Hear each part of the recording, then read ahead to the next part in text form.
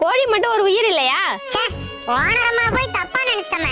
கோழியோட ஒரு ரக்க போனாலும் என் மனசு துக்கமாயிடுயா. நம்ம மேல இவ்வளவு பாசம் வச்சிருக்காரா?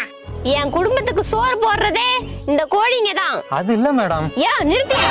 கோழியை பத்தி என்னையா தெரியும் உனக்கு? போது ஓனரம்மா, உன் நல்ல மனசை நாங்க புரிஞ்சுக்கிட்டோம். இதெல்லாம் கோழிங்க இல்லையா, என் பிள்ளைங்க.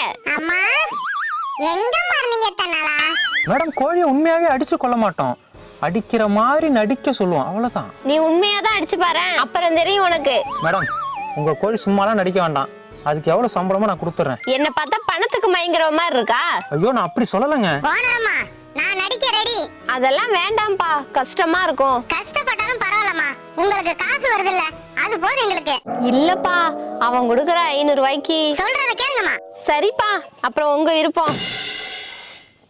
சரிங்க மேடம், ஷூட்டிங் ஆரம்பிக்கலாமா?